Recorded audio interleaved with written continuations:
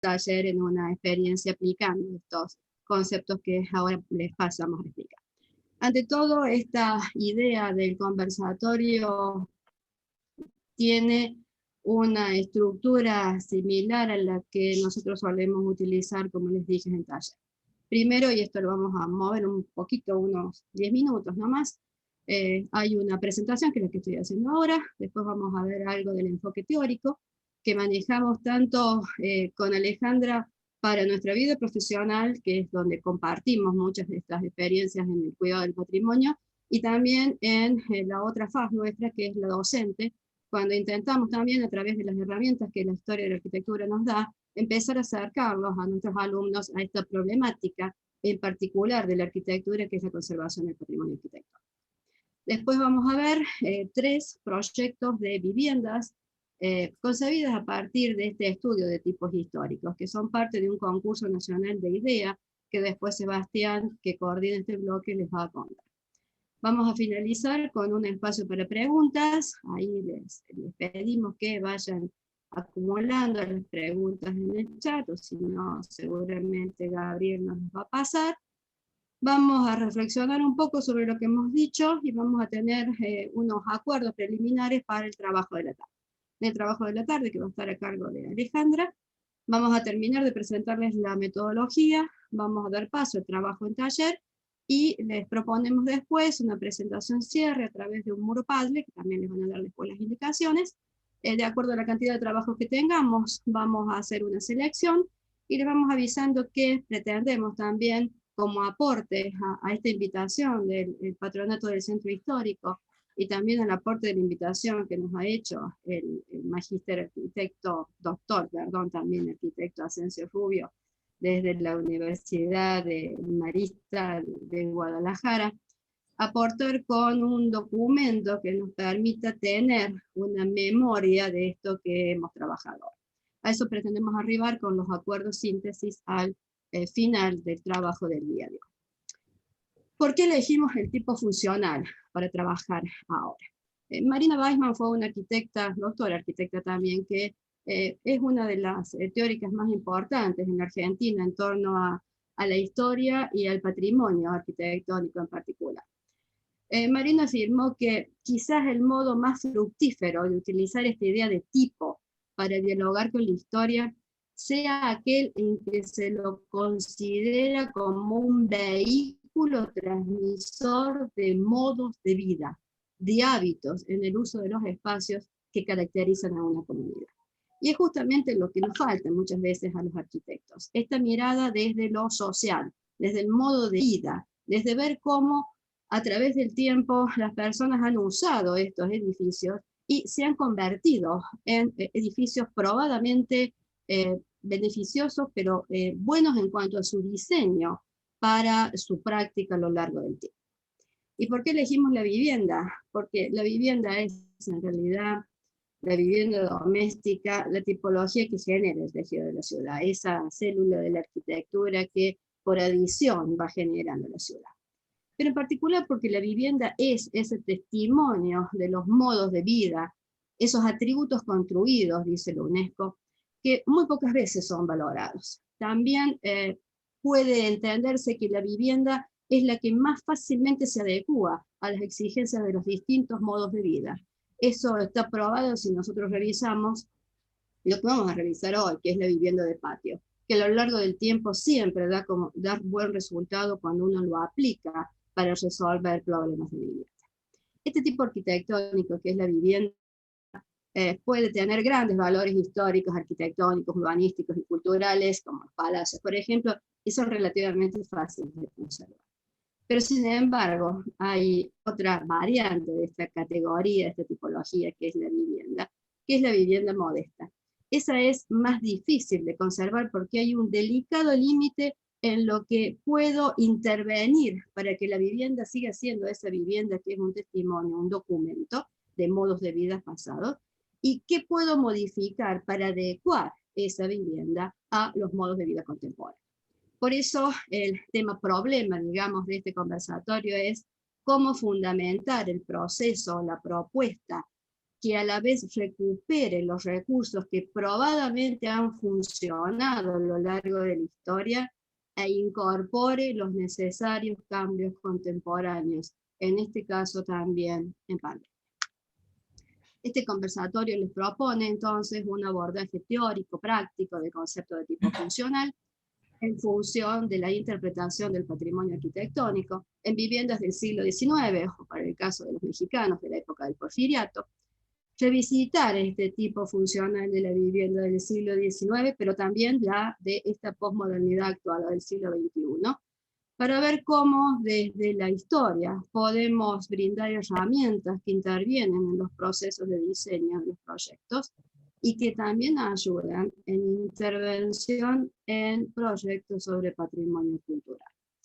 Y finalmente, compartir algunos ejemplos de transferencias del análisis de tipos funcionales a proyectos de viviendas presentados en el Concurso Nacional de Ideas Hábitats Emergentes, verificando la incidencia de los patrones de diseño histórico en la vivienda regional, en este caso del noroeste argentino, en propuestas contemporáneas. Pasemos a este enfoque teórico en sí. Tengo miedo de quedarme sin señal porque me parece un cartel. El tipo funcional, o por qué esta presentación parte de una idea teórica que es el tipo funcional. El análisis de los ejemplos arquitectónicos a lo largo de la historia siempre se hacen teniendo en cuenta esas tres patas de un análisis típico, que es la utilitas, la firmitas y la venustas, que propone Vitruvio allá por el siglo I a.C. De esas, nosotros hoy nos vamos a quedar con la utilitas. La utilitas que tiene esa relación con la utilidad, la función de la arquitectura, incluso la función simbólica, está directamente relacionada con la idea de tipo, porque ayuda a tipificar los tipos de funciones que pueden tener la arquitectura, por ejemplo. ¿Qué es un tipo? Una enciclopedia o un diccionario les puede decir que un tipo es el modelo ideal que reúne a la perfección los rasgos esenciales. El tipo es un conjunto de rasgos que son característicos de algo. Más específicamente, Ferrater Mora en su diccionario, que hace más alusión a cuestiones filosóficas, pero define perfectamente al tipo como el conjunto de determinaciones, atributos diríamos hoy, cuyo carácter está impreso en todos los ejemplares correspondientes a una serie. El tipo, dice en realidad Ferrater Mora, es un esquema, pero el esquema es representativo. Esto es la forma que proporciona una imagen de acuerdo con la cual las demás están hechos los demás ejemplos. Es decir, hay una serie de características que siempre, del tipo, que siempre se repiten en los ejemplos. Como cierre de esto, obviamente, una tipología que es el sistema de clasificación según tipos. Es el arte de clasificar, que nosotros lo hacemos en la arquitectura casi siempre siguiendo estas tres variables que nos proporcionó Vitruvio. El tipo en arquitectura fue definido casi muy acertadamente a fines del siglo XVIII, principios del siglo XIX, que es el espacio de tiempo que vamos a trabajar hoy, por Quatremère de Quincy, un francés que en su diccionario de arquitectura dijo que el tipo es una idea de un elemento que debe servir de regla al modelo. No es un modelo, no es la repetición de un modelo. El tipo es, por el contrario, dice Quincy, un objeto según el cual nadie puede concebir obras que no se asemejen en absoluto a eso, porque tiene esos elementos que se van repitiendo y que conforman el tipo. Todo es preciso y dado en el modelo, porque es una copia. Todo es más o menos vago, dice Quincy, en el tipo. Un poquito más acá, otro italiano, Argan, dice que un modelo es una copia, sin embargo un tipo es una idea general de la forma de un edificio y que permite cualquier posibilidad de variación. El esquema tipo debe permitir variaciones porque justamente no es fijo. Esta comparación, ¿de dónde nace? De comparar entre sí una serie de edificios, teóricamente de todos, dice él, y que el tipo resulta de ese proceso de selección mediante el cual separo todas las características que se repiten en todos los ejemplos de la serie y obtengo las constantes del tipo. Y eso en arquitectura se puede dibujar. El tipo, para Aldo Rossi, un poquito todavía más cercanos a nosotros, se define como una constante. Más que eso, el tipo, dice Rossi, es la idea misma de la arquitectura, lo que está más cerca de su esencia. Por eso es tan importante reflexionar acerca de este concepto de tipo como herramienta en el proceso de diseño, sean proyectos nuevos o sean proyectos para intervención sobre patrimonio. Finalmente, Arnaud propone que el tipo es un modelo operativo, pero sobre todo es una referencia en el proceso de diseño. De acá nos podemos quedar con estos conceptos de que el tipo es una idea, es un esquema, es abstracto, debe permitir variaciones, deriva de la comparación, es una constante a través del tiempo y también sirve como referencia. La tipología, como dijimos en arquitectura, aplicada al estudio, sobre todo de ejemplos arquitectónicos, deriva de esta serie que nosotros, una selección, una serie, que nosotros en particular la vamos a enfocar hacia la función. Como dice Argan, también la podemos enfocar hacia lo práctico, lo simbólico, lo espacial, lo estructural, etc. Es decir, al estudio de esos tipos que en realidad deviene la tipología. Tienen ahí al costado una serie de ejemplos de espacios sagrados, de templos longitudinales. Si yo defino, si defino cuál es el esquema tipo, comparando todos estos ejemplos de la serie, voy a poder afirmar que todos tienen en común, ¿qué cosa? Una serie sucesiva de espacios que van desde el exterior hacia lo más sagrado, desde lo más público donde está el fiel, hacia lo más sagrado, que en general tienen esta secuencia de camino hacia un punto focal más importante, más sagrado, acompañado en lo posible, y casi todas es una constante, porque es un tipo, de los lugares donde se ubican los oficiantes para recrear cierto tipo de ceremonias. Estos tipos tienen siempre una relación particular con el entorno, de ahí esta otra flecha que está en este.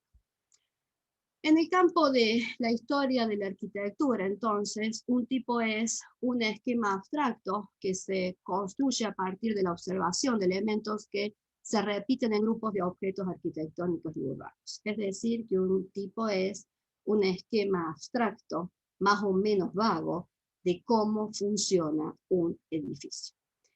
Un esquema tipo representativo de lo esencial de una institución. Por eso, cuando nosotros empezamos a analizar, preguntamos, ¿qué es necesario para que funcione esa institución? Si usted piensa en el teatro, lo esencial para que funcione un teatro es un espectador o varios y un actor. No les estoy diciendo ni el escenario, ni el proscenio, ni las gradas. Les estoy diciendo los elementos a partir de los cuales, los agentes a partir de los cuales se conforma la institución y como respuesta se genera el tipo. El tipo no es un modelo, no le corresponde necesariamente una función particular porque esta puede cambiar con el tiempo. No se identifica con una forma, aunque todas las formas arquitectónicas, esto lo dice Quincy, pueden ser referidas a tipos. En principio, entonces, este esquema abstracto de tipos surge de la comparación de muestras que responden a una misma función. Por ejemplo, nuevamente, ustedes tienen ahí una serie de catedrales góticas. ¿Qué tienen en común estas catedrales góticas? Me tiene que salir un modelito y no puedo mover. ¿Qué tienen en común esas catedrales góticas? Que todas tienen tramos, que tienen todavía ese camino de recorrido hacia el altar, pero también tienen una componente vertical que en común se repiten todas. Que ese punto focal que es el altar ahora es mucho más complejo, porque está acompañado por la cátedra, que es la sede del obispo, lo que responde en la catedral, más toda esa corte que sigue al obispo y eventualmente también se transforma en el espacio de veneración de algún santo. Como ven, este tipo no es una planta de arquitectura, es un esquema abstracto de cómo funciona un edificio. Los niveles para analizar entonces los tipos de los edificios, de acuerdo a la arquitecta Treco en este caso, pueden ser los tipos espaciales, los tipos funcionales, los tipos formales o morfológicos, acá entra también el lenguaje, y los tipos estructurales. No se quiere decir nada. Si comenzamos ahora con la vivienda, tradicionalmente nosotros empezamos a buscar esta tipología cuando comienza la idea del hombre de ser sedentario con la revolución agrícola. Las primeras viviendas están en función de buscar protección, de buscar intimidad, de guardar pertenencias, de dar espacio a las actividades cotidianas. Las primeras viviendas se generan en torno a un fogón, y ese fogón suele dar protección y calor, y tienen algún tipo de cubierta, pero afuera de ellas también hay un espacio que es un espacio de trabajo en torno a otro fogón. Como ven, el esquema tipo que me resulta es un esquema más bien centralizado que divide distintas áreas de trabajo. Este esquema tipo, ¿de dónde lo puedo tomar? O a partir de qué elementos que he comparado. De algunas reconstrucciones de viviendas desde el Neolítico hasta las viviendas de las primeras culturas, tanto en Europa como en América. La mayoría van a responder a este tipo de esquema tipo. A su vez, cuando va avanzando el desarrollo de la cultura, varios de estos núcleos generan, todos conocemos las viviendas pompeyanas, y a partir de ahora vamos a empezar a tratar de armar esa sucesión de esquemas tipos a los que responden las viviendas de patio, que tienen en común todas estas viviendas patios. La más antigua y la que siempre encabeza esta serie es la vivienda pompeyana, que es el resultado de una sucesión de patios. Sucesión de patios que tienen que ver con ¿qué? Con la forma de vida del romano. El romano era eminentemente un político, por lo tanto necesitaba espacios para practicar esa política en su casa. Pero también la familia era fundamental. Esta sucesión de patios va a responder a esta vida política y pública del romano en el primer espacio patio. Un segundo espacio de patio donde la familia vive y donde la familia también tiene la parte privada, y un último espacio de patio que está dibujado en estas dos plantas, donde puede haber huertas, puede haber algún tipo de espacio recreativo, pero que es mucho más abierto en relación con lo lleno de la primera parte de la casa. Esta casa pompeyana, ya tengo un primer esquema tipo. El esquema tipo funciona cuando yo le saco la planta y puedo ver un esquema tipo que me resume las características de todas las viviendas pompeyanas. Acá tengo otro, por ejemplo. En este puedo ver, esta es la serie que voy a iniciar hoy, esta sucesión de patios, los dos primeros separados por ese espacio de recepción del romano, una suerte de directriz quebrada, acompañada por esta directriz de diseño que es más lineal, y algunos espacios comerciales, como los que daban hacia la calle, en la casa de Pompidio Panza, que incluyen entonces otro tipo de actividad, una multiactividad dentro de la misma vivienda. El que está abajo es un esquema tipo, pero hecho en relación a esos espacios, patios, donde lo principal son esos patios y la actividad se da en torno a esos patios. Este mismo tipo lo traslado a América. ¿Cómo llega el esquema tipo de patios a América? Llega en relación con un paso previo por España, en donde está acompañado, convive con el esquema tipo de la vivienda andaluza, de la vivienda árabe. Ahí tienen unos 3 edificios que van a responder, estas 3 plantas que tienen de este lado, a viviendas árabes en España. ¿Cuáles son las características de esta vivienda árabe? A la diferencia de la pompeyana que tengo arriba, la vivienda árabe es una serie de patios que no tiene un acceso tan franco desde el exterior. Su entrada es como laberíntica, y también es laberíntico el acceso entre patio y patio. Y estos patios están diseñados en torno al agua y a jardines, y no son tan secos, quizás, o más tratados en cuanto a lo natural, más con un indicio de incorporar la idea de jardín, que en la casa romana, si bien la casa romana tiene también esa incorporación. Cuando tengo estos dos esquemas tipos y los mezclo, los puedo traer a México. La vivienda colonial o la vivienda virreinal para los mexicanos es esa idea de casas de patios, como la que está ahora en pantalla, que es la casa del conde de Calimaya en México capital, donde puedo encontrar otra vez los dos patios, pero también encuentro la directriz quebrada.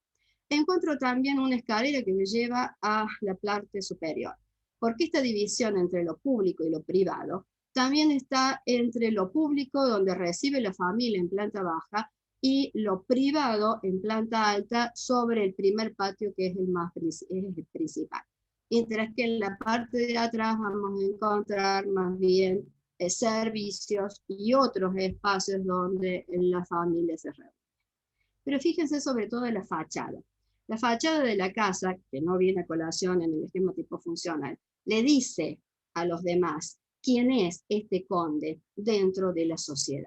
Ese es el aspecto social que también tenemos que tener en cuenta cuando analizamos vivienda. A unos 8.500 kilómetros de distancia más abajo, esta casa es contemporánea a la anterior. La casa del Marqués de Sobremonte en Córdoba, que es de la misma época, pero en realidad Sobremonte alquilaba la casa, no era de él, o sea, no expresaba lo que era un marqués en esta época. Fíjense la fachada, prácticamente no dice nada de lo que decía el anterior. Sin embargo, son los mínimos recursos del lenguaje barroco que indican que esta casa de altos, de 2 pisos, era diferente de todas las demás de la ciudad. La casa del Marqués de Sobremonte tiene exactamente lo mismo, el mismo tipo que les mostré para la mexicana. Hay un patio principal, de la misma forma que la romana y de la misma forma que la mexicana, hay un espacio de comedor y de recibo que corta el paso entre los dos patios, el patio principal y el de servicio, donde estaba la ranchería de los negros, y otra vez la escalera en relación al patio que vincula los dos niveles del edificio, más público y abierto para el recibo de la familia en planta baja, más privado en la parte superior. Acá sí, en la esquina, hay una suerte de comercio que ustedes ven todavía en la foto, una casa de ramos generales donde se ejercía esta función del comercio. Es decir que esta casa colonial también recupera parte de esa función comercial que tenía la vivienda de patios pompeyanos. Sobre esta misma idea de una casa de patio se construye la mayor parte de las ciudades argentinas, que son fundadas hasta la mitad del siglo XVIII. Cuando en 1871 Buenos Aires es asolada por la fiebre amarilla, una pandemia igual que hoy, la mayoría de los habitantes del barrio de San Telmo, al sur de la ciudad, que eran la clase patricia, la clase pudiente, que vivía en casas de patio, exactamente como la casa pompeyana que tengo acá arriba, se traslada a vivir hacia el norte, huyendo de la fiebre amarilla. Y deja despoblada todo este barrio sur, que es San Telmo en la actualidad.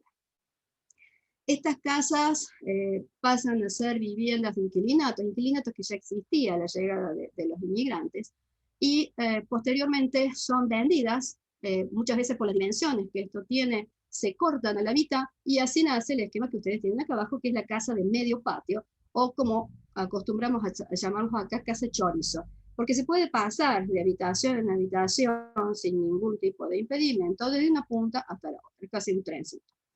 Esta vivienda de medio patio da tan buen resultado que después se empieza a construir con el mismo tipo y con la misma resolución. Las fachadas que tienen ahí a la vista son fachadas llamadas italinizantes, siendo en general neoclásicos con algunas reminiscencias de esa forma de construir que también sabían los italianos. Esta casa de medio patio puebla prácticamente la mayoría del territorio argentino desde 1870 en adelante, y aún hoy son usadas. Vamos a trabajar hoy con varias viviendas de medio patio argentinas, y también con las que siguen. las casas que en la misma época se van a construir en México. ¿Cuál es la variante en México? Que se sigue manteniendo el patio central. Este patio que ahora va a tener una fuerte relación con la escalera como el elemento que dinamiza el espacio, vuelve a ocupar, o mejor dicho, sigue ocupando el espacio principal. Y en ese espacio principal hay vínculos con toda la zona de servicio que va por India, incluyendo el escrito medio patio nuestra, no tiene solamente la casa del siglo XIX de mayores categorías. Esta vivienda sigue manteniendo, por ejemplo, la idea de incorporar capillas, como lo hacía en la casa virreinal mexicana. Sigue también incorporando la idea de estos espacios principales, que pueden ser comedor o espacios de recepción, que separan la parte que la familia abre hacia actividades más públicas de la parte posterior y en planta alta que la familia separa para su uso personal. Siendo estos los esquemas tipos que hemos ido viendo a través de esta sucesión, de esta serie de casas de los modos de vida de una comunidad o de una cultura, nos preguntamos, y se los preguntamos a ustedes, ¿cuál es el modo de vida contemporáneo en esta pandemia que hemos iniciado en el 2019 y a qué esquema tipo responde? ¿Qué quedó del esquema típico, tipo histórico de patio o medio patio? ¿Cómo intervenir en viviendas cuyos esquemas tipo responden a otros modos de vida? ¿Cómo proyectar hoy a partir de esquemas tipos de prueba de eficacia histórica, como lo fueron la casa de patio y medio patio? Con esto cerramos la parte teórica y le vamos a dar paso a Sebastián, acá, para que pueda salir, dejar de compartir, para que pueda iniciar el desarrollo de las presentaciones de los proyectos de vivienda. Muchas gracias.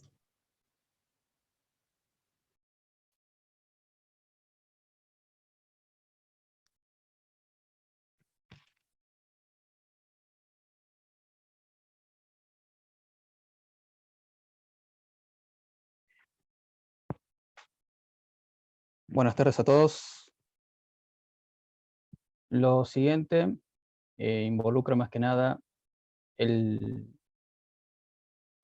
trabajo que se realizó junto con mis compañeros en el Concurso Nacional de Ideas de Hábitats Emergentes.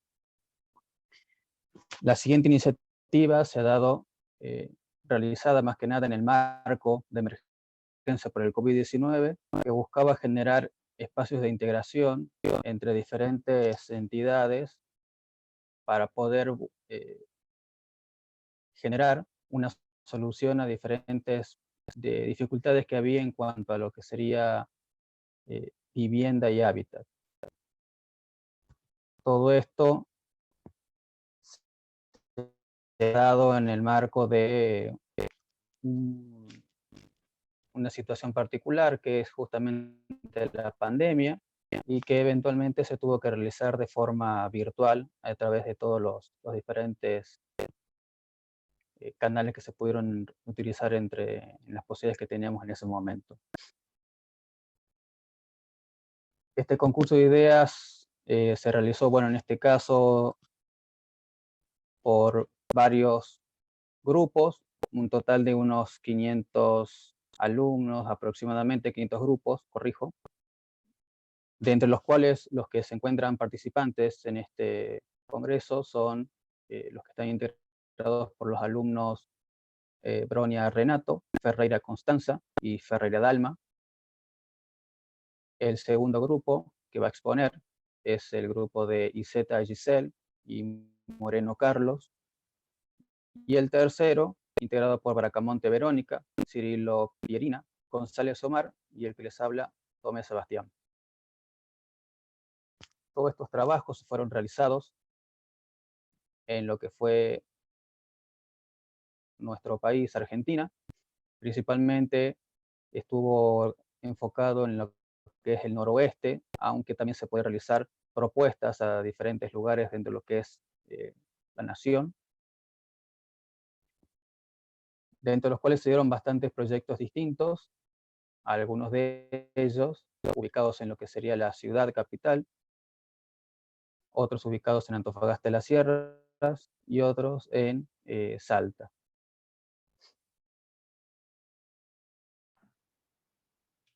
A Sebastián, me continuación, comentan que sí, no se está viendo el cambio de diapositivas. No sé si tú sí lo alcances a apreciar. Tal vez la opción de ponerlo en modo presentación. Sebastián, es sí, ponelo posible. en modo presentación. Lo Ahí puse está. en modo presentación, pero bueno, no me Salto, pues. dejaba. Sí, lo dejaré No entonces en el formato pasa, este. no pasa modo presentación, eso es lo que le pasa. Sí, bien, bien, bien. Moví a la 4, moví a la 3, perdón. Esos son los grupos y la ubicación que vas a decir Exactamente, ahora es la 4. Listo. exactamente. A continuación, el primer grupo que va a exponer es el de Bronia Renato, junto con Ferreira Constanza y Ferreira Dalma. Por favor, chicas, les pido que se Buenos conecten días. así. Buenos días a todos. Pasa la imagen, Seba. El siguiente proyecto está ubicado en la región NOA, del noroeste argentino, en la capital de la provincia de San Fernando del Valle de Catamarca, en Argentina. Y nuestro proyecto está denominado Fortaleza. Pasa, por favor. Como idea general, en nuestro consiste en una propuesta de vivienda para dar solución a una situación de emergencia. Siguiente. Y nuestra idea generadora se basa en la reminiscencia de los pueblos originarios de nuestra región que estaban organizados a partir de un espacio de uso común. El caso que tomamos como ejemplo está emplazado en la provincia de Salta, como un tesoro escondido en las alturas, casi invisible y protegido por su estratégica ubicación, con núcleos habitacionales, cementerios, recintos diversos y calles sobrelevadas que conducen a espacios en los que tenían lugar las actividades comunes y públicas. Cuenta con una plaza principal en donde se realizaban prácticas rituales. Sus anchas paredes, como vemos en la imagen, estaban construidas con miles de piedras que aún en la actualidad permanecen erguidas como pircas y forman un plano laberíntico que comienza en la cima del cerro y baja interminable por la ladera ocupando todo el valle. Los restos de esta antigua ciudadela constituyen el mayor exponente preincaico de nuestro país. Esto se suma a la búsqueda de una forma más orgánica para influir de manera positiva en la psiquis de las personas que están damnificadas, evitando sensaciones de opresión ante las vivencias de crisis emocionales. La siguiente, por favor. La propuesta de organización del conjunto está desarrollada a partir de 12 viviendas que están alrededor de un espacio abierto de uso común. Las viviendas están organizadas para un mejor aprovechamiento de las condiciones climáticas. Siguiente.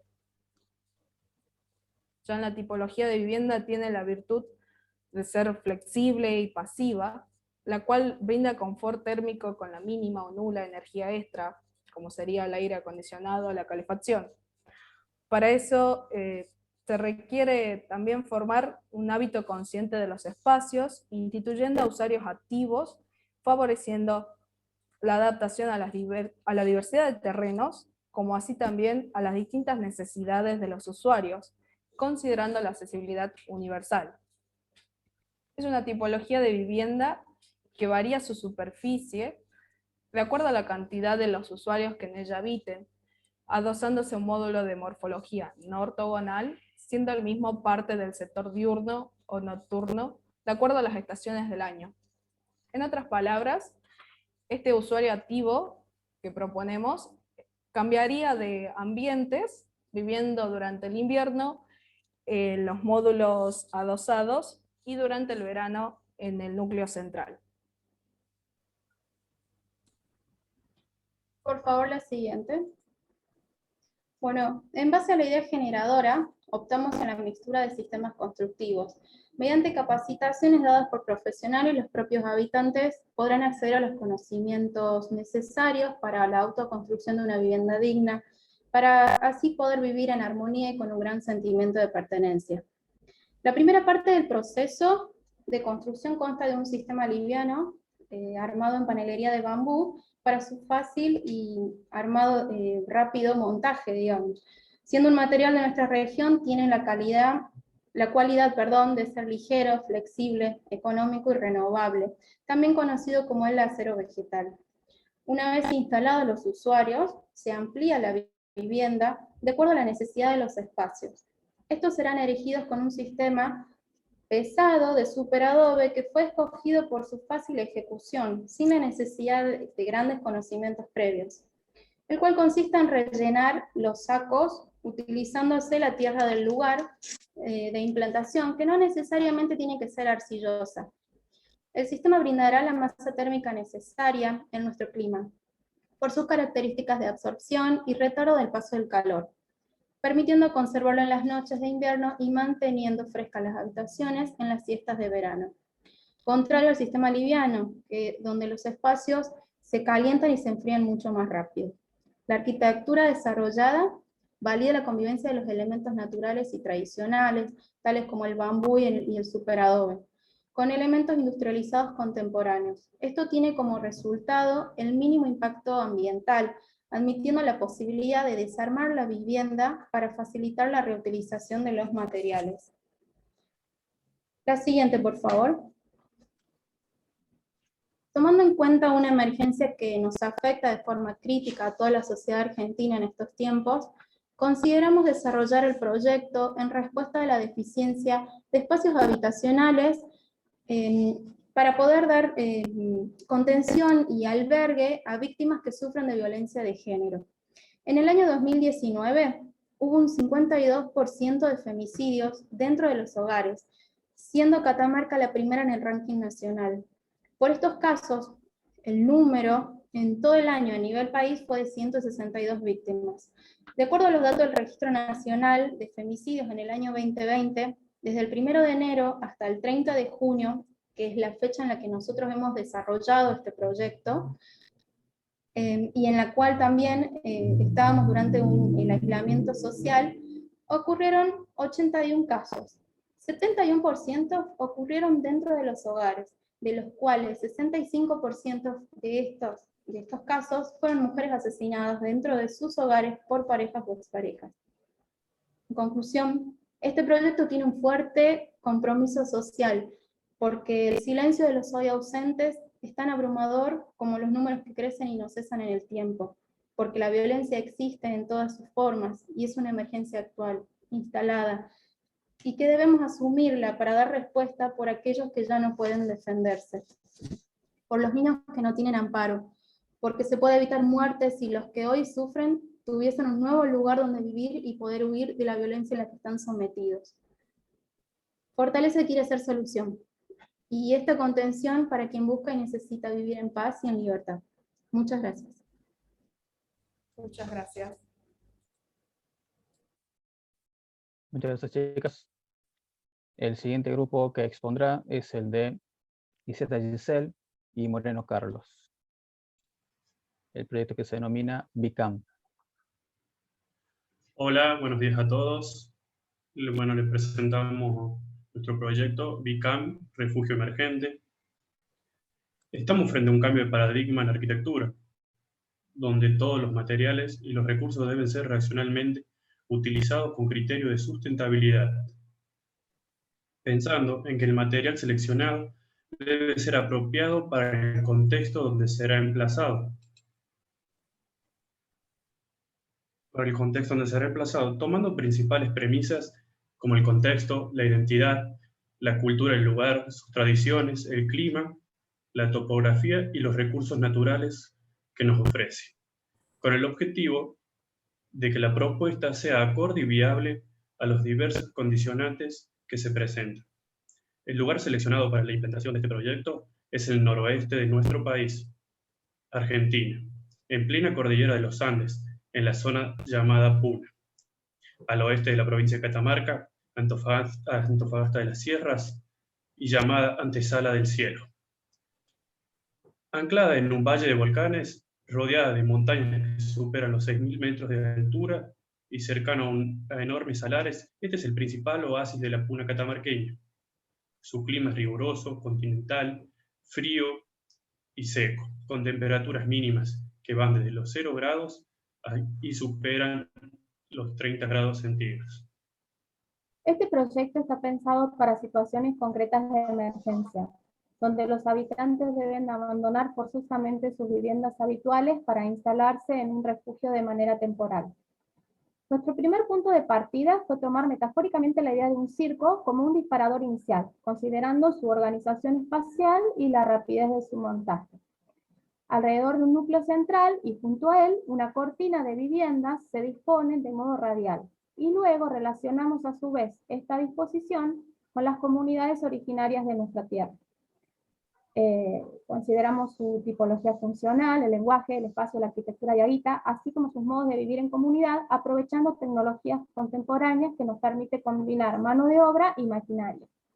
En el centro, un espacio concéntrico, envolvente y contenedor, como refugio de actividades múltiples y compartidas, desarrollado con materiales simples y nobles de la zona, con recursos económicos y sencillos, y mano de obra no necesariamente especializada, junto a maquinaria de trabajo, se simplifica el proceso de construcción.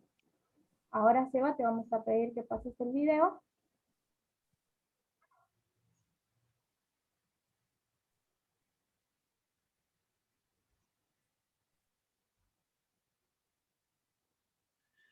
Casa de tierra. Está diseñada para aquellos que no tienen nada, con diferentes materiales económicos y naturales, como mangas de costales de polipropileno, alambres de púas y tierra, que es el material más abundante de nuestro planeta. Las mangas los costales y los alambres de púa van entre medio para evitar deslizamientos. Este sistema se utiliza tanto para fundaciones como para envolventes verticales.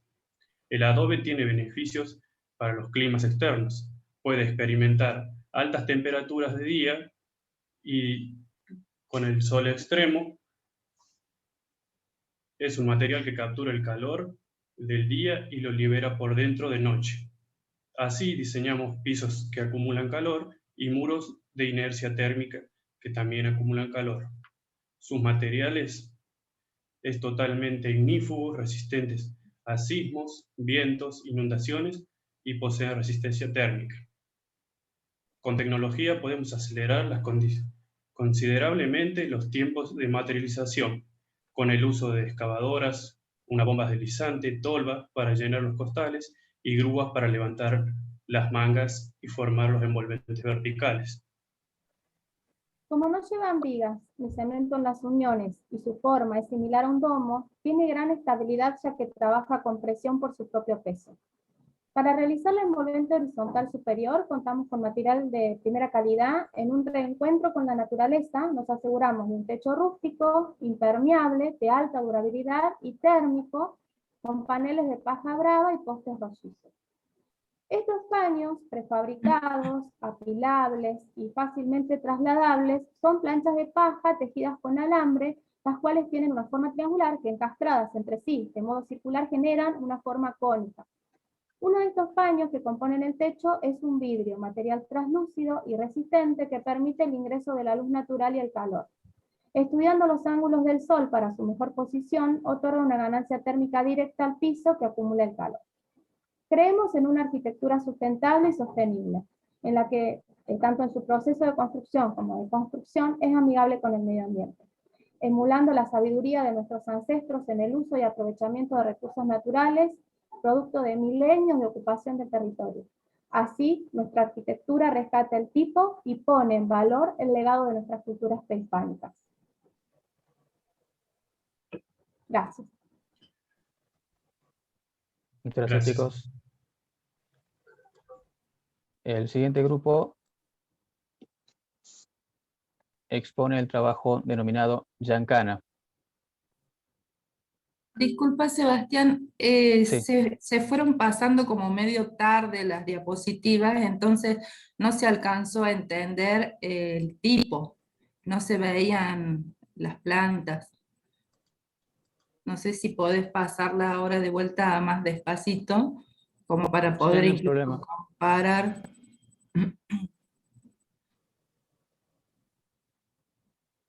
Las láminas celestes, esas no se vieron, o por lo menos yo no las alcancé a ver. ¿No pasaron mientras Demás. hablábamos? No, Iban pasando algunas, pero Ajá. claro, como no sé mucho el seguimiento que Sí. han Bueno, pasado si ahí querés ves, algunos podés, y ya, claro. para que se pueda comprender mejor el tipo y de dónde lo rescatan. Ahora claro. sí. Por ejemplo, el conjunto de viviendas, fíjate que tiene un núcleo central, es la que tiene el núcleo central con las viviendas a su alrededor. Ese fue como el punto de partida, el primer, digamos, el primer bosquejo que hicimos, y teníamos un núcleo central y las viviendas a su alrededor. Están agrupadas y están ubicadas de manera tal que sea conveniente para el uso de, digamos, de tener en cuenta, es una zona de mucho viento, de mucho frío durante la noche, bueno, lo que explicábamos recién. Y la planta, después tenemos la planta de una de las viviendas, que ahí se puede ver, por ejemplo, la distribución, son pequeñas, pero tienen un espacio de dormitorio con paneles que se pueden mover y se puede, digamos, como abrir al espacio en su totalidad o no, según como digamos, tiene como esa funcionalidad. Y después, no sé qué otra, por ejemplo, bueno, ahí se ve como más en detalle los cortes también. El paño fijo de vidrio que permite la entrada de luz y de calor. Bueno, ahí hay un detalle, digamos, de constructivo. ¿Qué otra? Bueno, ahí también está el tema de, decidimos uno de los paneles, uno de los paños que conforman el techo, hacerlo de vidrio, porque eso permitía toda una cuestión climática que era, digamos, que era conveniente y que es un lugar muy, muy alejado y muy inhóspito. Entonces pensábamos de qué manera... Permite Claro, calefaccionar la vivienda de noche porque lo planificamos con pisos que acumulan calor. Entonces el paño deja que ingrese la luz solar y se acumula en el piso de la vivienda, y por la noche mejora el clima en la vivienda. En la tipología del conjunto buscamos esa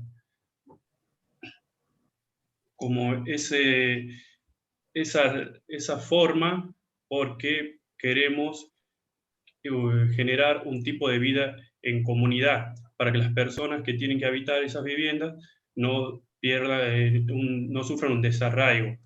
Y con eso queremos proponer la construcción de las viviendas en comunidad, con diferentes buenos samaritanos que ayuden en su construcción, y así proponemos construir un mundo más humano y generoso entre sus habitantes.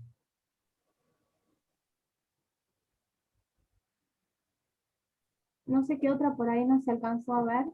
No, ahora sí se entiende mejor. Incluso Ah, también ese espacio comunitario central y todas las sí, otras que son de vivienda, de uso privado, digamos. claro, Ahora exactamente. sí. En ese espacio central la idea es, digamos, que se pueda generar un lugar de encuentro. A ver, este proyecto está pensado para un concurso en el que se daba la situación de alguna cuestión crítica en la que la gente tiene que abandonar su casa e ir temporalmente a otro espacio. entonces queríamos que no sea muy alejado de la situación común de ellos. Y en este caso, que es Antofagasta de la Sierra. Y en este espacio común circular del centro, la idea también era que ahí se pueda cocinar, que se pueda a lo mejor compartir talleres, o sea, porque pensamos que también se pueden recibir donaciones, o sea, un lugar que sea como de recepción y de encuentro, de compartir, con las viviendas a su alrededor, que son, digamos, las viviendas ya familiares, que también tienen la posibilidad de ampliarse, de modificarse, o bien en el momento que ya tienen que abandonar este lugar, todos esos paneles se levantan y se pueden reutilizar. Sí, eso creo que omitimos un poco comentarlo, que a la hora de que nuestro proyecto ya termina su función de vivienda, la tierra que es utilizada para generar los envolventes verticales en las mangas, se devuelve a al suelo de nuevo, porque nosotros para generar las viviendas bajamos el nivel 40 centímetros, entonces con la tierra que sacamos de ahí llenamos las mangas y después que sería efímero. Esa sería la palabra, devolvemos la tierra al mismo lugar, cargamos los paneles de paja y queda el lugar como si nada hubiera pasado. Claro, provocando el menor impacto. Exactamente. Provocando el menor impacto, sí. Sigamos con el otro grupo. Claro. Gracias. A ustedes.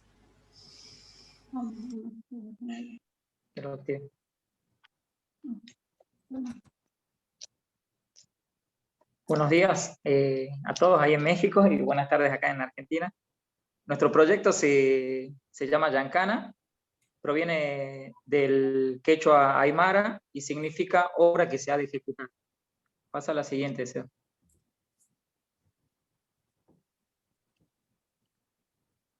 La localización de la propuesta se encuentra en la provincia de Catamarca, departamento Valle Viejo, en un asentamiento autodenominado La Costanera, el cual se establece sobre la vera este del río del Valle. Con esta propuesta se busca dar solución a la situación habitacional vulnerable y precaria de familias numerosas, que en este contexto genera una alta exposición al contagio de enfermedades como la del COVID-19. Como se puede observar, esta condición nos presenta escenarios complejos en lo social, natural y sanitario.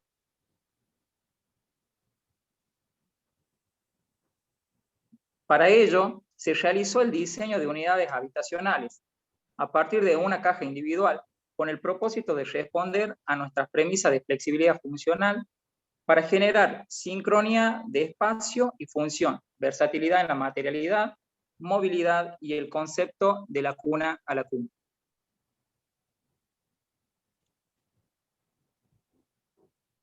Como se muestra en la gráfica, la tipología es compacta y está relacionada a las ruinas halladas en el Xincal de Quimivil, Cerro Pintado y Punta de Balast. Comparten como base la figura rectangular y su relación a un espacio abierto directo.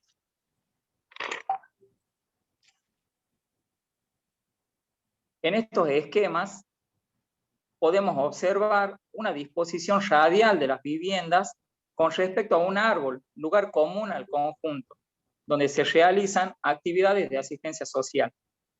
En el esquema funcional de la planta se observan tres áreas claramente definidas: área social, área de servicios y área de descanso, que puede variar con el desplazamiento de un panel generando nuevos espacios.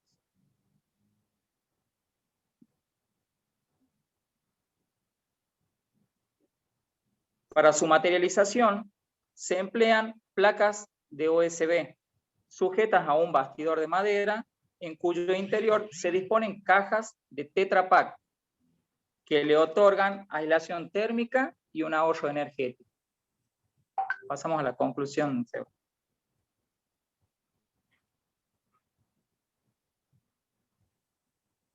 Bien. El proyecto Giancana se gestó para ser capaz de adaptarse a diferentes necesidades, caracterizándose por su versatilidad en el espacio que dinamizan la tipología y otorgan flexibilidad al conjunto. A su vez, responden con acertada adaptación a diferentes situaciones de emergencias contemporáneas. Giancana reinterpreta el uso de materiales reciclados y rescata la calidad del buen vivir. Muchas gracias a todos y quedamos abiertos a preguntas. Muchas gracias, chicos. De esta Gracias manera a todos. finalizaríamos la presentación. Ahora cuando Sebastián salga de la presentación, yo estoy oscuro. Vamos a ir recibiendo las preguntas que ustedes dispongan. Mientras tanto, yo voy haciendo una síntesis. Les hemos mostrado esquemas tipos de viviendas de patio, de medio patio. Les hemos mostrado esquemas tipos religiosos. Les hemos mostrado conjuntos habitacionales, esquemas tipos de conjuntos habitacionales. Algunos que parten de ejemplos prehispánicos, por ejemplo. Porque la zona del noroeste argentino en particular, la provincia de Catamarca, es uno de los territorios que más sitios arqueológicos tiene en la República Argentina. Estos esquemas tipos han sido elaborados o parten de algún interés especial. Por ejemplo, mostrar el uso de espacios sagrados, mostrar los espacios protagonistas de las viviendas, buscar respuestas en hábitats emergentes, como lo han hecho ellos recién, buscar respuestas climáticas y tecnológicas. En realidad esa era la intención del concurso en parte. Agradecemos de paso a los docentes que acompañaron a cada grupo de los alumnos nuestros de la Universidad de Catamarca en la elaboración de estos proyectos, porque son docentes de morfología y también de tecnología. Están elaborados o buscan responder a tanto respuestas climáticas como tecnológicas como materiales, viendo cómo se usaba esquemas tipos estructurales prehispánicos sobre todo, y también del siglo XIX, para aplicarlos a proyectos contemporáneos. El esquema tipo entonces sirve como una herramienta de diseño. Sirve porque me permite en primera instancia rescatar aquello que ha permanecido en el tiempo, dentro de una vivienda, por ejemplo, y por algo ha permanecido, porque ha dado un resultado acorde a modos de vida. Cuando ese modo de vida cambia también alguna parte, alguna variable de esa propuesta tipológica. Como han visto, cuando les mostré la tipología de medio patio, fue la fiebre amarilla la que generó, la que forzó, en cierta forma, la aparición de esta tipología tradicional en la vivienda argentina. A propuesta incluso de ellos, de nuestros alumnos, la variable que vamos a trabajar en la tarde es la vivienda contemporánea, otra vez en tiempos de pandemia. ¿Cómo deberíamos diseñar esta vivienda en la actualidad, respondiendo a una modificación de los modos de vida, como lo ha hecho la pandemia dentro de este año que hemos pasado? Y si hoy tendríamos que diseñar una vivienda respondiendo a ese modo de vida en México o en Argentina, ¿cómo sería el esquema tipo que deberíamos cruzar con estos esquemas tipos tradicionales en el caso de que tuviéramos que mudar? Esto lo va a plantear mejor Alejandra en la tarde, una familia a una de estas casas del siglo XIX. Respondemos o escuchamos aportes, preguntas. En particular, a mí me gustaría que nosotras dos somos las mayores, pero la mayoría de ustedes son jóvenes y hay que divertirse haciendo esto, si no, no se aprende. Así que en el taller es un espacio de diversión, de distracción. Después se trabaja, obviamente. Los nuestros ya lo saben. Pero en la instancia de aprender es bueno divertirse, así que sin miedo vamos preguntando Armar los esquemas tipo es un juego, se hace entre varios, no lo vamos a poder hacer entre varios hoy porque tenemos solamente 2 horas para hacer estos intercambios, y hasta que ustedes arman los grupos siempre se les va el tiempo, porque primero arman los grupos, después comen y después trabajan, al menos los nuestros hacen eso. Así que nos vamos a conformar con que trabajen en forma individual. Es mucho más lindo trabajar siempre en grupo. Esperamos preguntas que no han entendido, que quieren aportar. Nada. Gabriel, ¿hay alguna pregunta por otro lado? De momento todavía no llegan. Algunos me parece que los conozco del curso, pero no los alcanzo a ver ahora.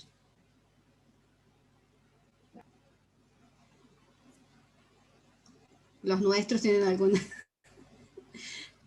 A los re que te conocen, a los proyectos de Sí, todos y cada uno. Se conocen la teoría.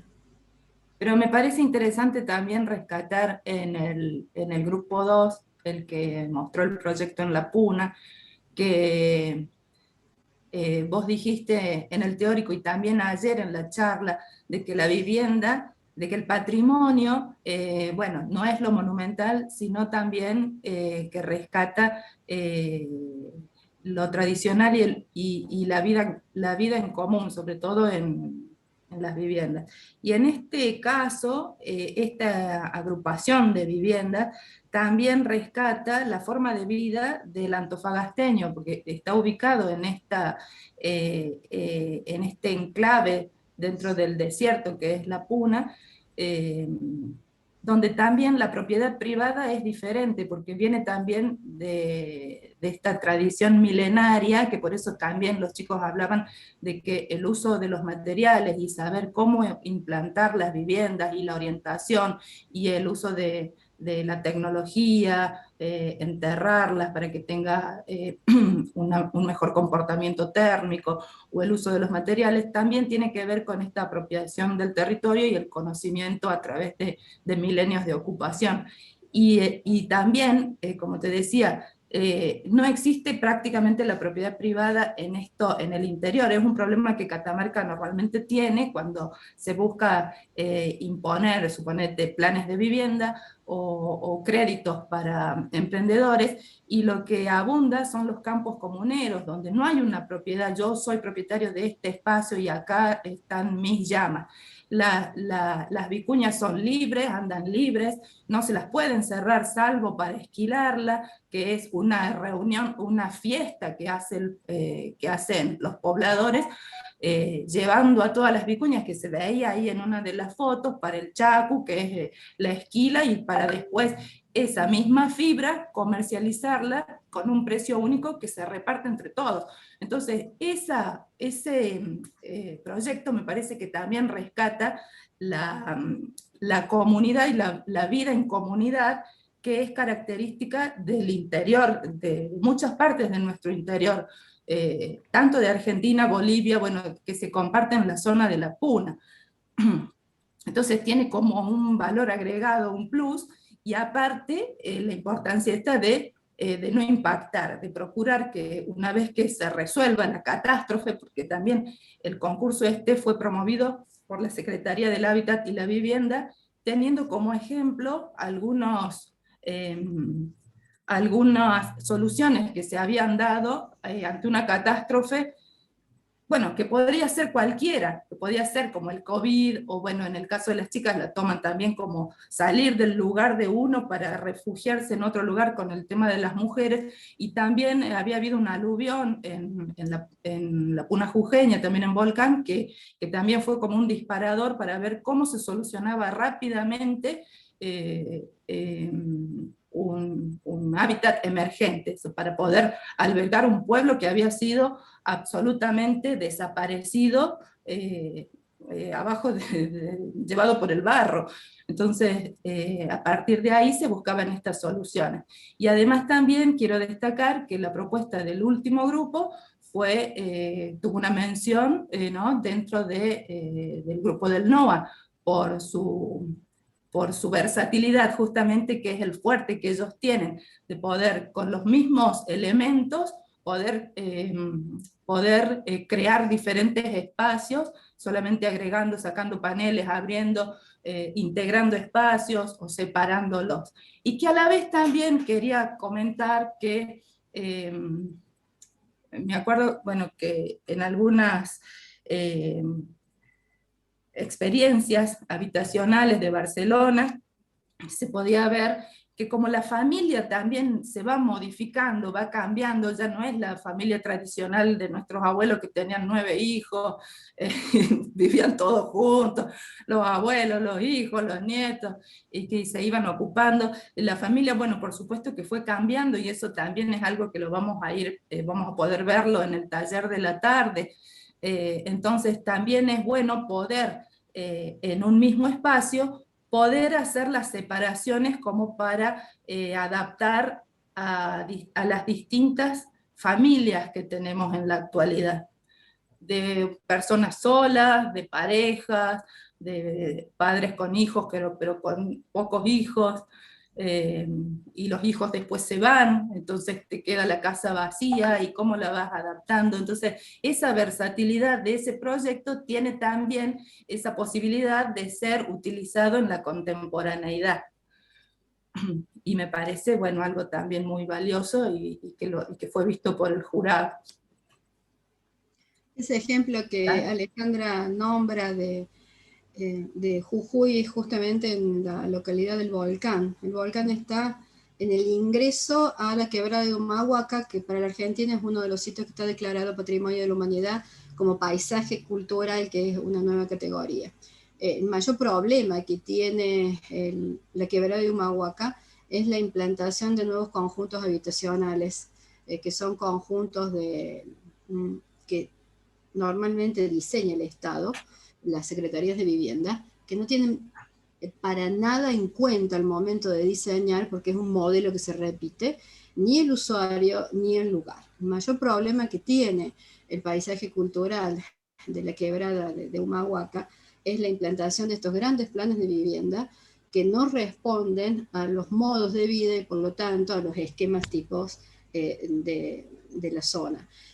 Con comunidades que son de raíz prehispánica muy fuerte, que después tienen todo un proceso colonial interesante, pero que no terminan de modificar de todos sus hábitos, y que es lo rico, en todo caso, del proceso de declaratoria, primero de monumentos históricos sueltos, en el caso de Argentina, y después del conjunto como patrimonio cultural. Pero el patrimonio cultural no es solamente el espectacular paisaje de la quebrada, que tiene algo de Antofagasta de la Sierra, que les mostraron los chicos ahí, pero no todo. Es un valle central que pasa entre unas cumbres impresionantemente bellas por los colores, ¿no? Y la inserción de esta arquitectura que no tiene en el proceso de diseño ese tipo de reflexión sobre el modo de vida, justamente en paisajes culturales declarados a nivel internacional, es otro como de los objetivos que debe tener cualquier carrera de arquitectura en la actualidad. Ya no basta solamente con resolver el problema de los metros cuadrados. Hay que superar esa idea de los metros cuadrados. Una herramienta es reflexionar sobre el modo de vida. Y esto sirve tanto sea un proyecto nuevo como las intervenciones en estas viviendas que tienen valor cultural. Y el valor cultural lo vamos a ver después en una de las casas que propuso Alejandra para trabajar.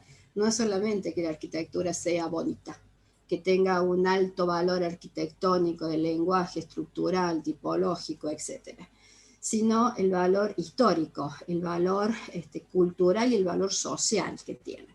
Los arquitectos llegamos hasta definir esta cuestión de tipológicamente es único, el lenguaje es muy interesante, tiene recursos así, acá y allá, el espacio tiene estas características, la estructura responde a esto. Pero posiblemente la casa que Alejandra va a proponer a la tarde, una de las dos, tenga mucho mayor valor porque ahí vivió una profesora reconocidísima dentro de la comunidad de Catamarca. Y ese quizás sea el mayor valor de la vivienda. Muchas veces cuando los valores arquitectónicos estructurales, de tipología y de lenguaje, no nos ayudan o no son suficientes para salvar este tipo de vivienda, el valor social, en definitiva y en última instancia, es el único valor que lo salva. Por eso es esencial incorporar esta idea de que estos inmuebles modestos tienen valor social.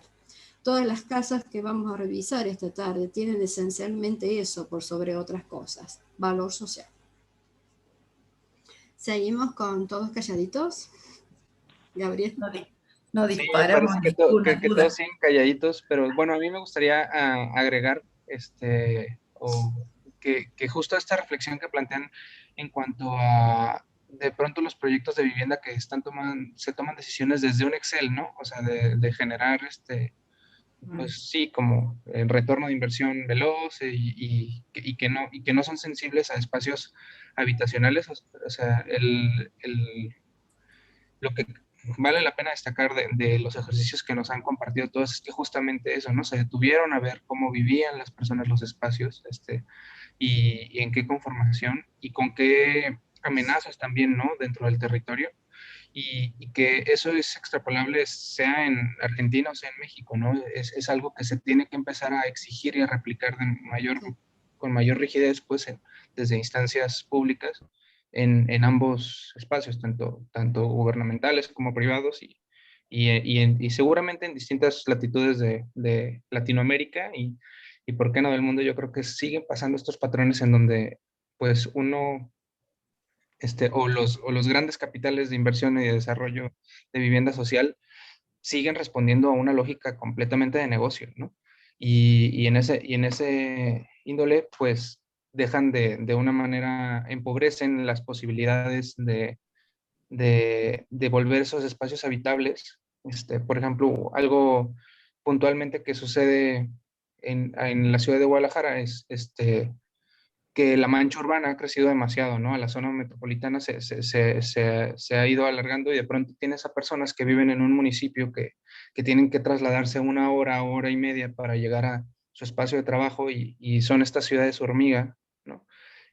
O hay otros factores que sí, se generan estas viviendas a bajos costos, pero en realidad las vías de acceso son, pues es una para llevar no sé, un 20-30% de la población a sus hogares. Entonces también generas otros problemas de traslados y seguramente una reflexión que ha venido a muchas cabezas ahorita en el marco de la pandemia es, pues, qué tan habitables son los espacios en donde vivimos, ¿no? Porque mucha gente vivía así, ¿no? Se levantaba, salía a trabajar y pues, no volvía hasta la noche y solo llegaban a dormir y ahora con los confinamientos, pues qué tan habitables y la astucia que se puede desarrollar desde un proyecto arquitectónico o desde un diseño de interiores, ¿no? De cómo volver habitables un espacio de 30 metros cuadrados, 40, 50 metros cuadrados, ¿no? Que a mí me entusiasma el ver qué posibilidades va a haber en el taller de en la tarde, la creatividad de todas y todos los que estén participando con esta directriz que plantean, ¿no? De ante la pandemia, qué preguntas o qué posibilidades también se podrían tomar en cuenta, a sabiendas que el terreno es limitado, ¿no? O sea, no necesariamente se va a poder decir, pues este espacio que es de 50 metros cuadrados, mágicamente ahora son 100, ¿no? Pues no, tampoco eso va a pasar. Claro. Eso es justamente lo que favorece la arquitectura del siglo XIX. La arquitectura del siglo XIX está diseñada con espacios muy generosos. Las alturas están entre 4 y 6 metros, en el caso argentino y también en el mexicano. Puede generarse fácilmente entre pisos, sobre todo porque los sistemas estructurales del siglo XIX son buenos. El siglo XIX se demuele en todo el mundo alegremente porque parece no tener valor o ser viejo o no permitir intervenciones posteriores. Sin embargo, son de las arquitecturas que mejor reciben intervenciones para adecuarlas a otros usos incluso. De hecho, muchas de estas casas chorizo se han transformado con el tiempo en academias, en oficinas, etc., porque las dimensiones que tienen son buenas. La idea del patio, que a veces se cierra y modifica sustancialmente, con la cubierta, modifica sustancialmente el clima. Los chicos en las propuestas de ellos insistieron mucho en esta cuestión del clima. Por ahí no se vio, pero también aplicaron inconscientemente otras formas de construcción que son más peruanas, incluso por los tipos de ventilación que tenían las casas moches, por ejemplo. Y ellos las han recuperado. Lo bueno es que cuando uno enseña historia y ven que realmente lo que enseña inconscientemente lo hacen, porque es lo que uno busca, que no lo hagan conscientemente con una copia, sino que inconscientemente vayan incorporando esto, es recuperar y mantener lo bueno de la tipología, lo que ha perdurado a través del tiempo, y se ha perdurado, insistimos, por algo es. Y demolerlas en una época en donde la sustentabilidad es lo que marca la agenda mundial, es como no atender a ese pedido de sustentabilidad. Tanto que desaparezca en el entorno, como es la propuesta de algunos de los proyectos de los chicos, en este caso no es cuestión de que desaparezca porque está hecho con materiales que están hechos para sobrevivir en el tiempo. El siglo XIX, como los romanos, está hecho para sobrevivir en el tiempo. Una arquitectura de una calidad, una jerarquía en el uso de los materiales que rara vez se ve desde los romanos. Y por lo tanto sus intervenciones y sus recuperaciones son factibles con los procedimientos modernos, pero lo más interesante es que en realidad hay que seguir usando los materiales de esa época, que además son más baratos, en el caso argentino sobre todo. Seguir usando el mismo tipo de cal, el mismo tipo de cemento, el mismo tipo de ladrillo, implica no usar una serie de elementos plásticos que son comunes en la actualidad, que son los que agreden el ambiente, ya que insistimos tanto en la sustentabilidad, y que nos permiten entonces mantener ese organismo vivo que es la arquitectura, en condiciones de seguir funcionando otros 100 años más. Las casas que ustedes van a ver tienen entre 100 y 150 años. Si querés irlas mostrando, Alejandra, para que avancemos un poquito sobre la tarde, como teníamos previsto. Les vamos a pedir a los mexicanos que si tienen ellos viviendas del siglo XIX, de patio, viviendas modestas, no grandes viviendas tipo villas o palacetes, sino viviendas modestas, que nos permitan dejar volar un poco la imaginación también en la intervención. Que no se ajusten solamente a las dos que nosotros hemos encontrado desde acá y les proponemos, porque es difícil encontrar plantas de estas viviendas. Sino que propongan también ustedes, si tienen algunas de estas viviendas del siglo XIX en alguno de los barrios de Guadalajara, lo que necesitan es una planta, alguna foto o algún corte, si lo llegamos a tener, y trabajen sobre esos ejemplos que ustedes tienen. No hay ningún problema en variar los ejemplos. Los ejemplos son a modo de referencia. Uno de por ahí problemas que tenemos cuando iniciamos esta carrera en Catamarca es que nos falta todavía el relevamiento gráfico de edificios de la ciudad de Catamarca y de la provincia de Catamarca para poder analizar nuestra propia arquitectura. Por eso todavía tenemos pocos de estas viviendas del siglo XIX, que son las más comunes en el resto de toda la República Argentina. No es tampoco el tipo de edificio que más se protege. ¿No? Se protege cuando esta casa de medio patio es, mostrarle nomás, si podés. Cuando el edificio es la vivienda de algún personaje importante o cuando tiene algún elemento ornamental interesante, pero no se atiende tanto al tipo como a la forma, que es algo que nosotros arrastramos al movimiento moderno. Por eso tampoco hay demasiada documentación sobre este tipo de vivienda, que insisto, muchas veces se demuele sin tener en cuenta este otro valor de conjunto que tiene. La mayoría de los barrios argentinos están formados a partir de 1860, siguiendo esta tipología de la casa chorizo, la casa de medio patio. Vos, Ale. No sé si se ve ahí, estoy compartiendo. Sí, se ve. Esta es una de las viviendas de medio patio de la ciudad de San Fernando del Valle de Catamarca. Tuvo una adaptación contemporánea, porque también como decíamos recién, una de las problemáticas de los centros históricos es que estas viviendas que fueron de familias en algún momento quizá, bueno, importantes o menos, o no, en este caso sí fue la vivienda de Adonai Spreafico, un alarife italiano, tiene un alto valor estético, y digamos, una de las problemáticas de los centros históricos es la gentrificación. Entonces, al despoblarse, bueno, por haber cambios sociales, hay viviendas que van quedando vacías, y a la vez también las familias van heredando estas viviendas que después tienen problemas de juicios sucesorios, entonces tienen muchos herederos, y en este caso pasó eso, quedó como herencia de dos hermanas, una no pudo comprarle la parte de dos primas, uno no pudo comprar la parte de la otra, entonces finalmente todo el encanto que tenía esta tipología de medio patio se perdió por una cuestión, digamos, económica, dividiendo el terreno en dos. Entonces, si ustedes ven, en esta página tenemos abajo, en las imágenes, nos muestran la vivienda completa con ese patio, con muchas plantas, con palmeras, orientada hacia el norte, que es la orientación que usamos nosotros en el sur, o sea que es la mejor orientación, y que después, al dividirse, quedó de esta manera, con una medianera que por suerte, o sea, no lo ahogó a la otra casa, cerrándose hasta arriba, porque tiene unas columnas una galería muy alta, pero de este lado se transformó en locales comerciales y playa de estacionamiento, y bueno, realmente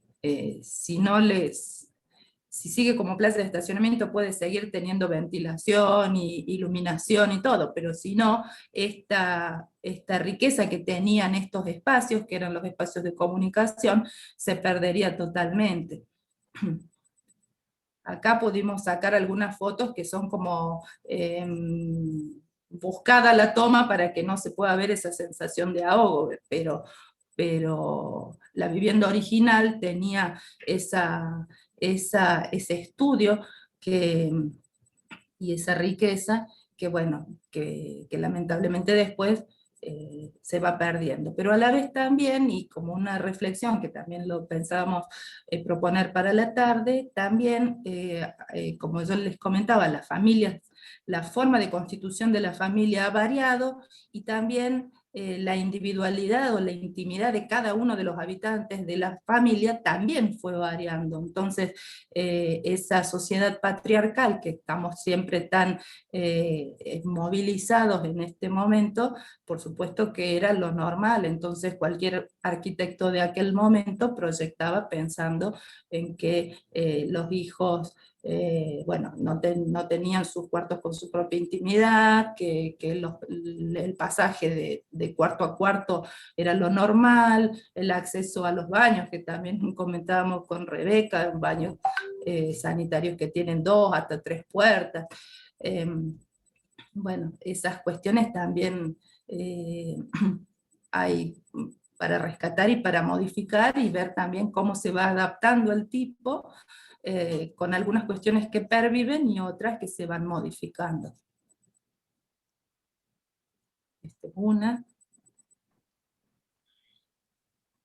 Y que justo eso, bueno, que eso también es perfectamente replicable al Centro Histórico de Guadalajara, ¿no? O sea, estas casas de 70 años, 80 años, 100 años, que son familias que se han ido, pues yendo de la casa, ¿no? Y ya queda un solo familiar ahí al tanto, y es una casona para una persona.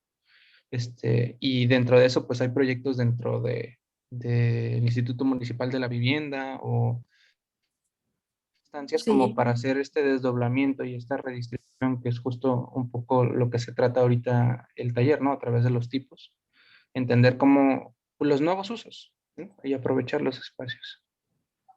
claro, esta también es una vivienda familiar que, bueno, que antes de poner en venta funcionaba como consultorio médicos, y que actualmente, bueno, se va a transformar en un espacio gastronómico, por eso también la adaptación de del núcleo sanitario hacia el fondo, pero que ocupando lo que antes eran las áreas de servicio. Con la superficie del baño le da para poner 3 baños más o menos. Gracias, Abigail, por el comentario. Sí, justamente cuando uno no puede leer correctamente, no puede interpretar, como planteaba ayer la otra colega en la conferencia, correctamente uno de estos organismos arquitectónicos, empieza a tapar o empieza a rellenar. Estas casas suelen tener también una cámara de aire bajo el piso, Sí. que es parte del piso, no es que esté bajo el piso, es parte del piso porque no tienen capa aisladora. Y generalmente cuando ven que el piso se les hunde, lo rellenan, y ahí alteran totalmente el sistema propio del edificio. De la misma forma lo hacen cuando cambian las proporciones de las ventanas. En la adecuación de esta casa que mostraba recién Alejandra, también hay una modificación cuando pierde el lateral, abren una puerta en donde hay una ventana, pero la intervención está correctamente hecha. En este caso, si uno sigue leyendo la fachada. Si mostrás la otra de que conseguimos de Guadalajara, a ver si ellos tienen otra, y lo podemos modificar. Y sí, la ventilación y el asoleamiento, y la idea esa de la galería, en el caso nuestro, y por el clima nuestro, es el espacio que más se vive en la casa de medio patio.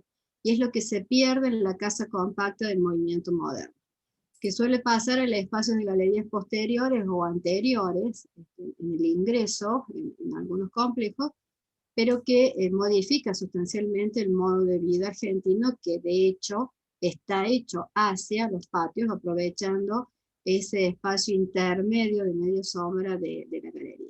Mucho más en climas que son mucho más castigados por el sol. No tanto bien utilizados en el caso de Córdoba, que es donde yo estoy justo en medio, pero mucho más utilizados en el caso del norte, un poquito más al norte de donde yo estoy, que es Catamarca, donde está Alejandra con el resto de nuestros jóvenes alumnos. Esa es la que encontramos en Guadalajara. Yo creí que el codito ahí sobre la calle era un jardín, pero no, es el edificio de al lado que entra en el lote. Sí, eso me cuando vi la planta creía que era un jardín y no. Ahí ven claramente como hay un patio, todavía tiene directriz quebrada que pase al segundo patio. Todas las habitaciones sobre el primer patio, un escritorio en la parte de adelante, y en el segundo patio toda la serie de servicios. Viviendas de este tipo es lo que nos interesaría que ustedes pensaran en los procesos de trabajo, de experimentación que vamos a hacer esta tarde. Primero, y si lo quieren ir pensando, además de la búsqueda del ejemplo, hay otro más, pero es de México Capital, y es como de mayor importancia, de mayor jerarquía, que es la que les mostré en el enfoque teórico. También como ir pensando el esquema tipo de una vivienda contemporánea, actual, en tiempos de pandemia. No hay ejemplos, porque es lo que estamos viviendo en este momento. Es repensar otra vez el esquema tipo posmoderno en tiempos de pandemia. ¿Algo más? ¿Alguna pregunta? Acá hay un comentario de Abigail, ¿lo leo? Sí, ese es el que recién empecé a contestar, pero si quieres léelo todo, dale por favor. Ya que en algún momento de la historia, precisamente las pandemias hacen cambios en las formas de construcciones, metiendo o quitando elementos básicos al proyectar una vivienda. Por ejemplo, abriendo ventanas, puertas que en su momento dejaron de ser necesarias para el vivir y quedaron simplemente como elemento decorativo, porque se pueden sustituir por medios modernos como aire acondicionado, algo más de confort, más que aprovechar el clima o cualidades del entorno donde se vive. Si este es habitable, claro. Sí, no la había leído, estaba viendo las fichas. Y aquí sigue, en Guadalajara, las fincas del siglo XIX son altas y bien ventiladas, ahora cierran estas ventanas, ponen cristales para hacer hermético el interior y poner un clima, cuando en la ciudad el clima no es tan agresivo como en otras ciudades del norte del país, por ejemplo. Sí, tal Sí, el cual. norte de México también es parecido al norte nuestro, Ujú. bien caluroso. Muy Y bien, bueno, sí, Bueno. por acá llega una felicitación agradeciendo a todos los participantes llega una pregunta que dice, ¿cuáles son las condiciones climáticas que mayormente se presentan en Catamarca y cómo influyó al diagnóstico de las propuestas de los proyectos? Me imagino que esa es directamente para los los chicos. participantes. Ujú.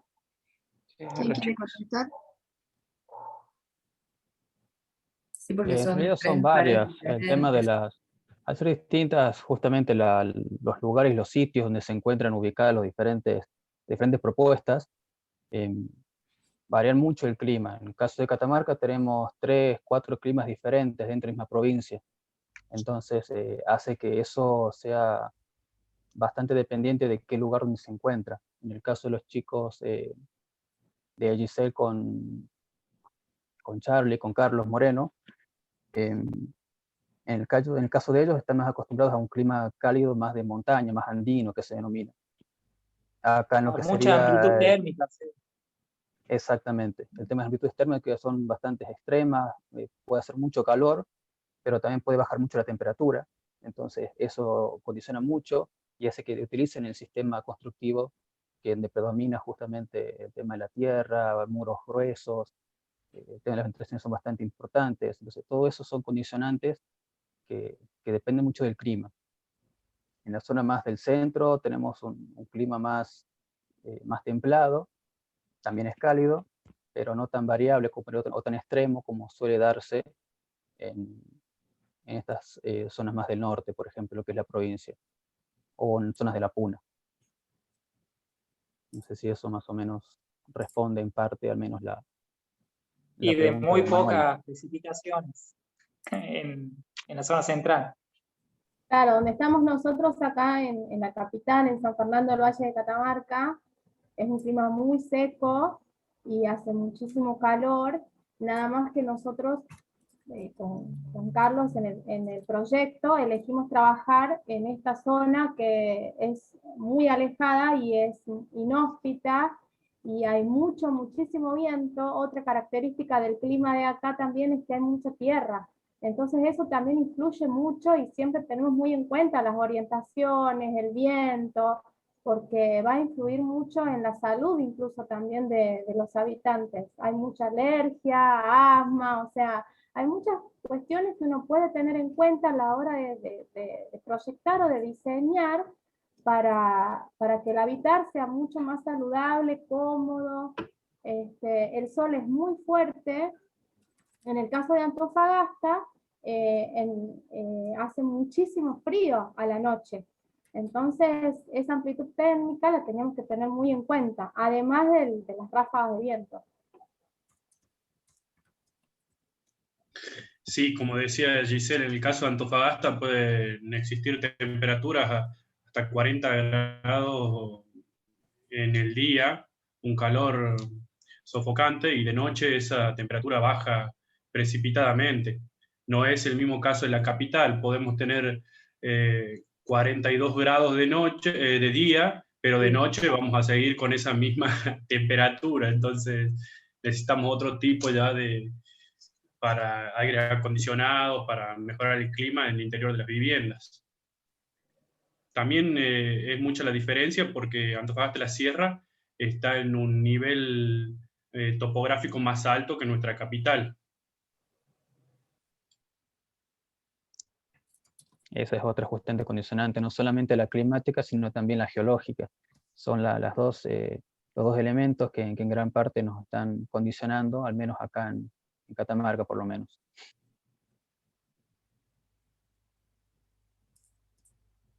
Sí, una característica de Catamarca es que justamente la variedad tiene 7 zonas bioclimáticas, entonces para diseñar tenés que adaptarte a muchos condicionamientos. Tenemos desde la selva de la yunga, la última colita de la selva de la yunga hacia el este, hasta la puna, con más de 4.000 metros sobre el nivel del mar, y también la característica de que está cruzada por 2 cordones montañosos, entonces tenés zonas de valle y de montaña, y que también eso dificulta la comunicación entre las distintas zonas, y que a la vez también históricamente fue también motivo de intercambio de las diferentes culturas, porque conseguían plumas de los pájaros exóticos de la yunga, pero también el intercambio con Chile, entonces también encontrás espóndilos o conchas de mar de Chile, que también eran utilizados por el Imperio Inca, y a la vez comerciaban con bueno, distintos elementos de las zonas valliserrana, así que, bueno, es muy variada la Catamarca, entonces también pudieron hacerse muchas propuestas diferentes. Y también esa diversidad que hay, cómo también se puede ver reflejada en la materialidad de las construcciones, porque no por lo general si uno visita Antofagasta de la Sierra, que es al norte, en plena Puna, las viviendas es adobe, en el Valle Central es otro tipo de materialidad, tenemos más sistemas industrializados por lo general, quedan vestigios de algunas construcciones en adobe, pero por lo general ya todo es más contemporáneo, y cada vez que uno se mueve en el territorio de la provincia, lo va viendo reflejado, viviendas que son en piedra también, entonces hay una variabilidad que también acompaña con la diversidad de territorio que tenemos. Para agregar ahí lo que nos llevó a nosotros a tener algunos criterios de diseño, nosotros somos el tercer grupo que expuso. Por ejemplo, acá en el Valle Central, nosotros no tenemos grandes precipitaciones, pero sí tenemos altas temperaturas. Entonces, tenemos un viento predominante del sector norte, y todo nuestro diseño está basado en poder aprovechar esos vientos para poder ventilar, tener una buena ventilación en la vivienda, y de ahí, bueno, también tuvimos en cuenta la aislación térmica. Por eso utilizamos lo que son los Tetra Pak. También nuestro grupo ganó por no solo la tipología, sino también los materiales que utilizamos, el sistema constructivo. Así que esa aislación térmica que nosotros utilizamos, que son ¿cómo se llama? De Tetra Pak. Bien. No, son placas de OSB y en el interior del Tetra Pak, ¿sí? Entonces nos brindaba toda ese confort térmico. Y bueno, eso para aclarar por qué son los criterios de diseño que tomamos. Bueno. Okay, en nuestra carrera nos hacen mucho foco en el cuidado del medio ambiente. Por eso nosotros, en general, más allá de los que estamos acá presentes, en general, siempre los proyectos que se hacen se tienen en cuenta la cuestión de los materiales. Bueno, todo esto que estamos hablando ahora se tiene en cuenta porque hay una crisis ambiental que hay que tener en cuenta, y que nosotros desde la arquitectura, nosotros que estamos aprendiendo, empezar ya a pensar en eso y de qué manera nosotros podemos de alguna manera revertir esta situación o generar el menor impacto posible.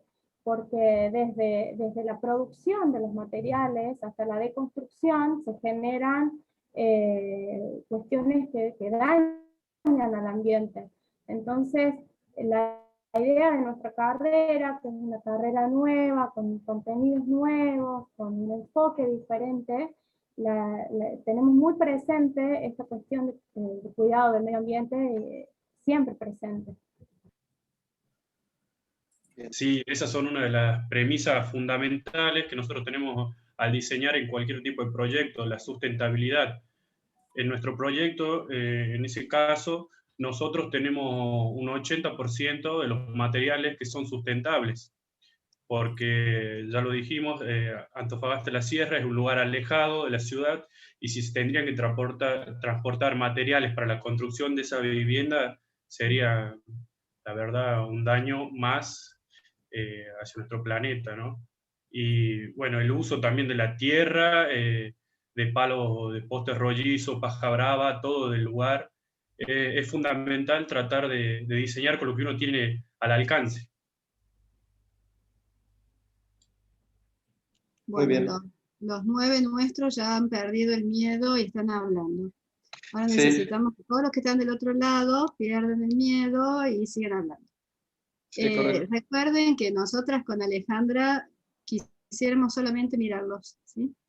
En la tarde van a estar los mismos 9 nuestros acompañándolos. Tienen alguna experiencia en armar esquemas tipos. Algunos los hacen mejores, otros no. Porque tienen que rendir en la semana que viene, los quiero asustar. Sí. Muy bien. Pero están acostumbrados a esta dinámica, así que nos gustaría sobre todo, y porque está planteada así la actividad, es para jóvenes, es para ustedes, ¿sí? Nosotros ya les dimos el marco teórico, les dimos la estructura, los juntamos a todos acá, tienen un espacio virtual a disposición. Los talleres son esos, espacios virtuales en esta instancia. Nos gustaría tanto estar con ustedes para poder seguirlos, pero bueno, la opción es esta, estar a la distancia, metidos en esta cajita, metidos en esta habitación. A mí ya me está dando calor porque tuve que cerrar todo. Pero la verdad nos gusta mucho la oportunidad. Con Alejandra decidimos aceptar hacerlo porque estamos en una época complicada. Quiero reconocer que los 9 alumnos que nos acompañan a su vez están en fechas de examen. O sea que hemos obligado a participar en esto en una época que no es la mejor, pero nos parece una oportunidad buena para empezar a hacer de una carrera tan nueva. Tengan en cuenta que ellos tienen esta primera cohorte, son 3 años. Como mencionaba Giselle, es una carrera que está conformada a partir de nuevos paradigmas como es el paisaje cultural, en donde justamente esta cuestión de lo social tiene una incidencia mayor que en otras carreras tradicionales de arquitectura. Yo soy docente, no voy a decir desde hace cuántos años, en la Universidad Nacional de Córdoba, ¿sí? Donde arquitectura tiene 60 años, 60 y un poquito más, yo soy mucho más joven.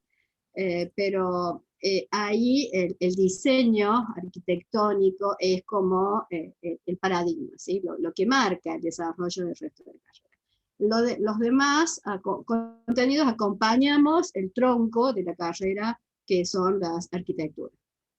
En cambio, esta de Catamarca está propuesta de otra forma. Por eso, rápidamente, en solamente 2 años, 2 años y medio, se ven resultados diferentes a otras carreras tradicionales. Eso también es parte de lo que queremos transmitirle a los alumnos del otro lado, con la intención de seguir haciendo este tipo también de trabajos y de intercambios. Muy bien. Muchas gracias por contestar la respuesta. Yo creo, maestra, pues bueno, primero agradecerle, maestra María, maestra Alejandra, por la intervención en el taller y en el conversatorio. Pues yo creo que el siguiente, pues ya nos vamos de filo, ya faltan casi 2 horas, ya nos aventamos la jornada extensa. Yo creo que empezamos entonces platicando con las condiciones climáticas en el taller para que se animen los muchachos, ¿no? Bueno, y comento que ahí dejé el Drive de donde pueden descargar las fichas con las que pueden trabajar a la tarde o si quieren elegir un ejemplo propio. Pero ahí tenemos 4 viviendas, 2 de Argentina y 2 de México, para poder proponer la definición de esquemas tipo en esta época de pandemia. Alejandra, ahí me solicita Gabriel que a la tarde, cuando abramos, vamos a volver a repetir lo de la metodología, como lo teníamos previsto, pero si se nos agrega, nos acompaña algún otro participante, ¿sí? Como lo teníamos previsto. Muchas gracias. Muchísimas gracias a todos. Hasta luego, muchas gracias. Hasta luego. Gracias a todos. Gracias.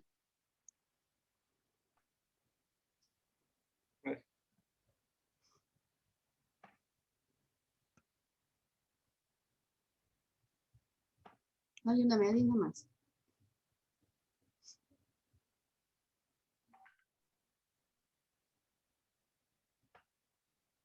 Gracias, Gabriel, por la ayuda. No, con mucho gusto. Nos vemos en unos minutos. Nos vemos entonces en un rato. ¿Sí? ¿Me volvés a avisar Provecho. media hora antes? No sé, lo reagrupo de nuevo. Gracias. Hasta luego. Hasta luego.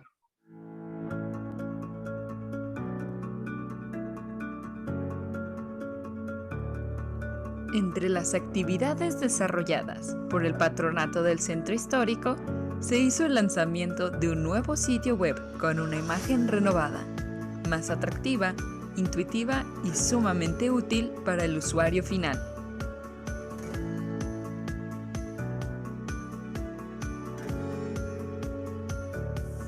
Dentro de este sitio se encuentra una plataforma llamada Proyectos Patrimoniales, que brindará las herramientas necesarias para la identificación y restauración de propiedades de alto valor patrimonial dentro del primer cuadro de la ciudad.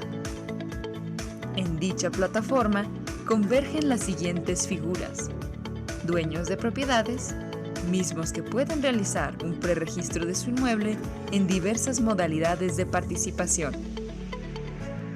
Inversionistas que podrán exponer su trabajo y el expertise en tema de restauración arquitectónica. Especialistas de diferentes ámbitos profesionales como instituciones públicas, privadas y academia, que harán aportaciones valiosas desde su área de conocimiento. Dentro de este proyecto, el Patronato del Centro Histórico orientará a los ciudadanos sobre los trámites y procesos necesarios. Esperamos contar con la participación de todos los ciudadanos y lograr una mejor Guadalajara.